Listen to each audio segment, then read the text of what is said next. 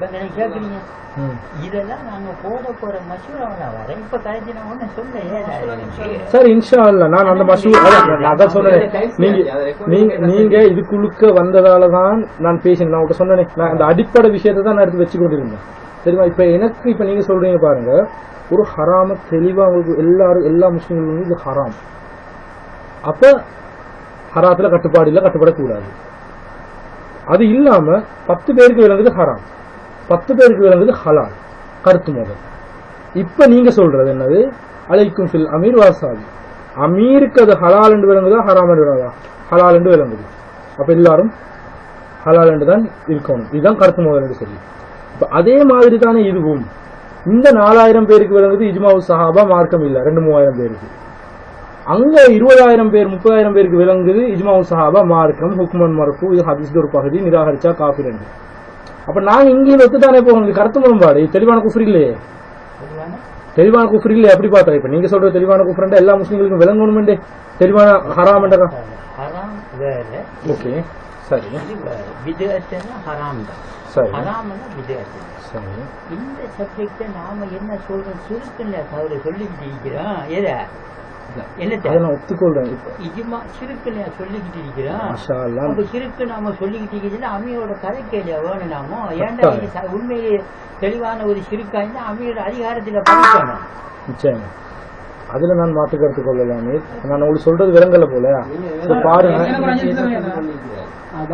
நான் இந்த விஷயத்த வந்துட்டு அமீர் விளங்குற அளவுக்கு சொல்லணும். ஏன்னா எனக்கு நீங்க தெளிவுபடுத்த நான் எனக்கு கிளியர் ஆகணும் இந்த விஷயம். சரியா அமீர் பாருங்க உதாரணம் பிரிச்சு அப்ப அதுலதான் இப்ப இந்த கேள்வியும் கேட்கணும். இல்லாத விஷயம் ஒண்ணு இருக்குது. அதுல நாம வந்துட்டு அமீரோட ஒத்து போவோம் விளங்கிச்சா. ரெண்டாவது ஹராம். ஹராமான விஷயத்துல அமீருக்கு அந்த ஹராத்துல நாம கட்டுப்படமா. இது ஹராம்னு எல்லாருக்கும் தெரியும். உங்களுக்கு இவனுக்கு ஹராம்னு தெரியுது அது சரி வராது. நீங்க கட்டுப்பாட்டு உங்க நடவடிக்கை தான் அவர் எடுப்பாரு. கட்டு ஜமாத்திலிருந்து போக வேண்டியது. அப்ப நீங்க அமீரோட ஒத்து போயிட வேண்டிய. மூணாவது குஃபுர் ஷிர்க் பித்அத். இந்த விஷயம் வந்தா அமீரோட என்ன செய்யணும்? முதல்ல நாம கதைக்கணும், கதைச்சு பார்க்கணும் என்னாண்டு உண்மையில அவங்க ஒத்துக்கொண்டு திரும்புறாங்களா அல்லது எங்களை இது போலையா என்னாண்டு பார்த்து கடைசியில அமீர் தெளிவான குஃபுர்ல இருக்கிறார்கள் சொல்லி வந்தா நாம அதிகாரத்தை பறிக்கிறதுக்கு முயற்சி செய்யணும். அடுத்தது நான் இதே விஷயத்தை நான் வச்சு நான் தெளிவா நான் உங்களுக்கு சொல்றேன் பாருங்க. இப்ப நீங்களே சொன்னது ஒரு அமீர் வந்துட்டு சாராயம் குடிக்க சொல்றாரு. எல்லா முஸ்லிம்களுக்கும் விளங்குது ஹராம் கட்டுப்படக்கூடாது சரிதானே இந்த விஷயம். ஆனா இன்னொரு விஷயத்த சொல்றாரு சரியா 10 பேருக்கு விளங்குது அது வந்துட்டு ஹராம் என்று. மற்ற ஒரு 100-150 பேருக்கு விளங்குது இது வந்துட்டு ஹலால் என்று சொல்லி அமீர் ஹலால் என்ற முடிவில் இருக்கிறாரு. இதுக்கு நீங்க சொன்னீங்கன்னு கருத்து மூலம் இது தெளிவான ஹராம் இல்லை அப்படித்தானே.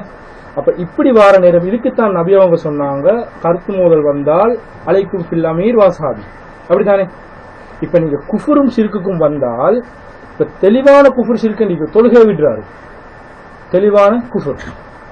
அப்ப என்ன செய்யணும்? நாங்க அதிகாரத்தை பறிக்கணும் அதுவும் அப்படித்தான் சொல்லி இது பண்ணோம்.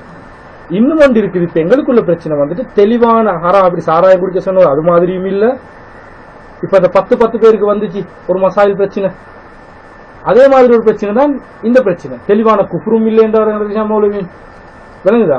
அப்ப இங்க 4000 பேர் சொல்றாங்க அது ஹுக்மன் மர்ஃபு மார்க்கம் இல்ல அதை ஏற்றுக்கொண்டா முஸ்லிக் என்று என்னது 4000 பேருக்கு தான் அது விளங்குது. அங்க 20,000 பேர் இருக்கிறாங்க அது மார்க்கம் என்று சொல்லிட்டு. இப்ப இது கருத்து மோதல் சரியா. அப்ப அங்க அமீர் இருக்கிறாரு. இப்ப எங்க இந்த கொள்கை படிக்க இந்த கருத்து மோதல்ல நாங்க அமீர் அந்த விஷயத்தை சரிகான வரைக்கும் நாங்க அமீர் சொன்னதை தான் பிரச்சாரம் செய்ய வேண்டும் என்று விளங்குதா. நான் உங்களுக்கு தெளிவா சொல்லிட்டேன். அந்த விஷயத்துல அமீர் பிடிக்கிறார் கடிதம் எழுதுறாரு. இலங்கையில இப்படி ஒரு பிரச்சனையை போடுறீங்க ஹுக்மன் மர்ஃபு இஜ்மா சஹாபா பிரச்சனையா போடுறீங்க. நான் உங்களுக்கு சொல்றேன் தகப்பல் அல்லாஹ் ஓதி ஆகணும். இல்ல நீங்க இஸ்லாத்தை நிராகரிக்கிறீங்க. தொழிக்கும் போது பெண்கள் நடுவில் நிற்கணும், பெருநாளைக்கு கட்டாயம் குளிக்கணும் என்று கட்டளை போட்டால் ஜமாத் என்ன செய்யும்? அடுத்த கதை வரைக்கும் ஒத்துதான் போகணும். ஒத்து போவீங்களா? இது இல்லை என்ன இது இந்த ஹராம் இல்லையா இந்த விதத்து இல்லையா கருத்து மோதல் இல்லையா? கருத்து மோதல் அங்கன வரச்சல அங்கிட்டு வாரீங்க. நீங்க அவங்ககிட்ட சொன்ன நீங்க ஒன்னும் செய்ய விட மாட்டீங்க. அங்கிட்டு போகும்போது நீங்க அப்படி பிடிக்கிறீங்க இங்கன வரச்ச திருப்பி இப்படி பிடி. அவ என்ன செய்யறது நான் சொல்லுங்க. அப்ப நீங்க சொல்றீங்க இப்ப எங்களுக்கு பித்அத் ஷிர்க் குஃப்ர்னு சொல்லி விளங்கினாலும் அமீரும் அமீரோட சார்ந்த ஒரு கூட்டத்துக்கும் அது வந்துட்டு விதத்தாவோ குஃப்ராகவோ விலங்கல்ல அமீர் சொல்றாரு இதை செய்யுங்கன்னு சொல்லி நாங்க செய்யத்தான் வேணும், அப்படித்தானே? சொல்லுது அமீர் ஒண்ணு கட்டளை போடுறாரு. ஓ அப்படி இல்ல அமீர் சும்மா அதுல இருக்கிறாரு. அப்படி இருக்குது நம்ம கதைக்கலாம் என்னமோ செய்யட்டும். சரி. அப்ப நான் எனக்கு விதத்தில் வேணா நான் செய்வேன், நான் தக்கப்பல் நான் ஓதுவேனா, சரி. எனக்கு பிரச்சனை அமீர் நான் ஒண்ணு சொல்ல இல்லையே. சரி. அப்ப நான் ஓதாம தான் இருப்பேன். சரி. இவருக்கும் வழங்குது அமீர் ஒண்ணு சொல்ல இல்லை. அப்ப பெண்கள் வழி ஜமாத்து நடத்தி அவன் நடுவுக்கு தான் நிக்க மாட்டான், ஆம்பளை போல நிற்பாங்க. சரி. இப்ப அமீர் வந்துட்டு பகிரங்கமா கட்டளை போடுறாரு. சரி. அப்ப நாம என்ன செய்யணும் கேட்டா அந்த நேரத்துல தற்காலிகமாக கரைச்சி முடியும் வரைக்கும் என்ன செய்யறது? கட்டுப்பட்டு போறது. கட்டுப்பட்டு போறதா? ஒண்ணு அவங்களுக்கு முந்தி வரைக்கும் 3 விஷயம். ஒண்ணு பயந்து கட்டுப்படுவீங்க, என்னத்துக்கு? ஒண்ணு செலாபத்தாய்ந்தா வெட்டி போடுவாங்க, இல்லாட்டி முருத்தத்துல அறிவிச்சிருவாங்க அப்படின்னு ஒரு பயத்துல நீங்க கட்டுப்பட்டு போறீங்க.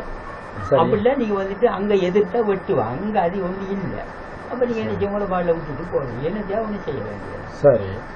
என்னத்தையா நீங்க செய்யுங்க, அவ்வளவுதான்.